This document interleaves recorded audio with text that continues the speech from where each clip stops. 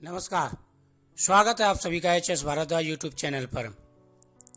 मैं हरिओम शर्मा आज आपको वैशाख मास के 23वें अध्याय की कथा सुना रहा हूं।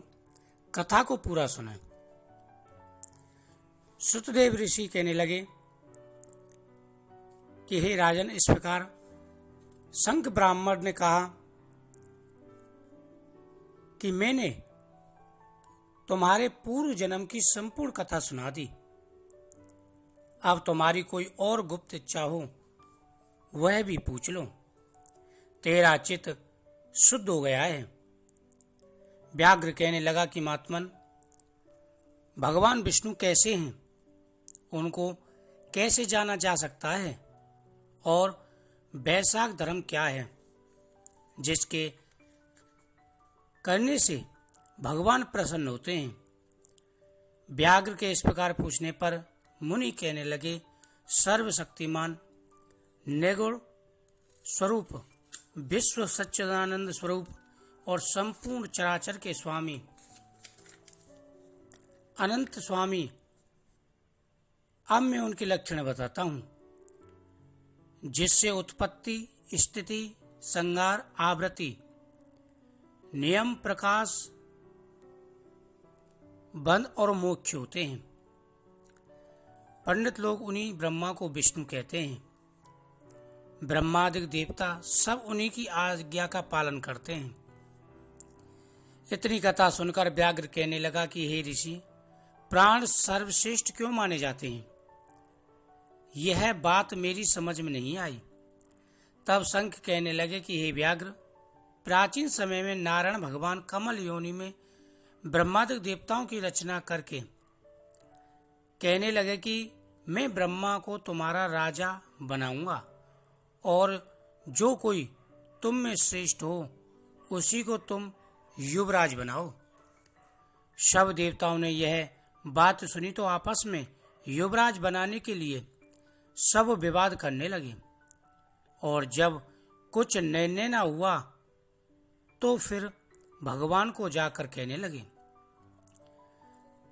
भगवान, हमको तो कोई भी सर्वश्रेष्ठ दिखाई नहीं देता, इसका आप ही निर्णय कीजिए।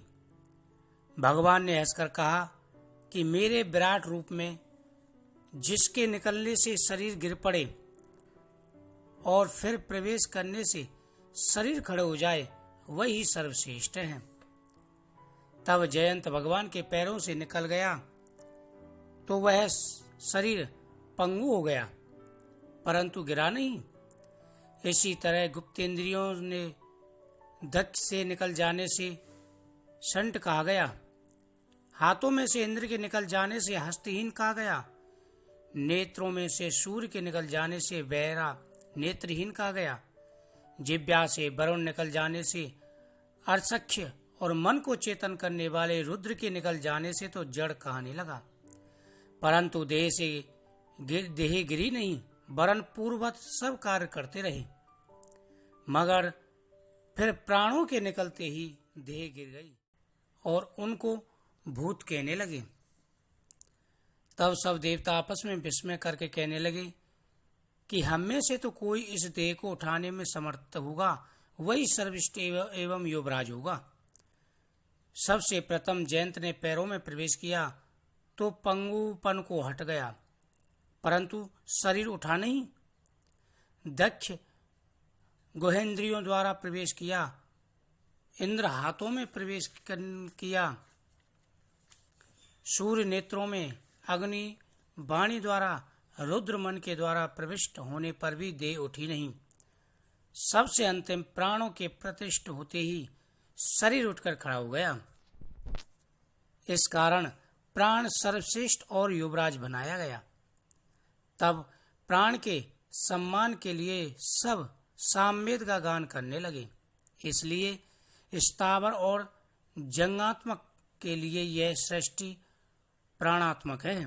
प्राण ही जगतपति है, प्राण के बिना जगत सब सूना है। प्राण सर्वश्रेष्ठ हैं। हे व्याघ्र, इसलिए प्राणों को युवराज कहा जाता है। बोल वैशाख महात्म की जय। राधा कृष्ण भगवान की जय। इस कथा को प्रतिदिन सुनना चाहिए, जिससे जाने अनजाने में किए गए पाप नष्ट हो जाते हैं और अंत में वैकुंठ लोक की प्राप्ति होती है।